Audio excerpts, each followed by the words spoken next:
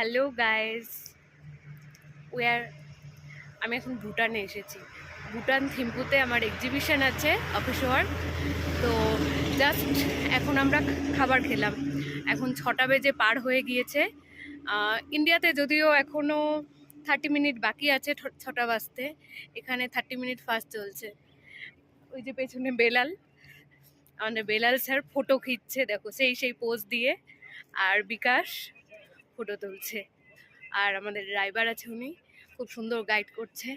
আর এখানের ভিউটা দারুণ, মানে আমরা পাহাড়ের একদম মিডিলে আছি। উপরে পাহাড়ে এত উঁচু, আর নিচে এই যে বাড়িঘরগুলো দেখা যাচ্ছে, ছোট ছোট কাঠপিসের মতো লাগছে। আমরা এখন থিম্পুতে যাচ্ছি, এই মোটামুটি ওই ওপরে আমাদের উঠতে হবে। তো আমরা ভুটান জয়গাঁও বর্ডার থেকে এন্ট্রি করেছিলাম মোটামুটি 1টার দিকে।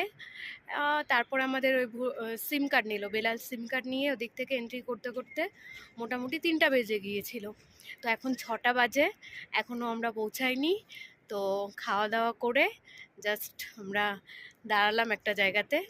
বেলাল তো অনেক ছবি টবি তুলতে ব্যস্ত আছে, এই যে। তো অনেক দিন পরে আবার ব্লগিং স্টার্ট করলাম। ভুটানে কি ঘুরছি, কোথায় ঘুরছি, আর আমাদের এক্সিবিশন কেমন হচ্ছে, ছোট্ট ছোট্ট ব্লগে আপডেট করার চেষ্টা করব। তো সাথে থাকো, দেখতে থাকো।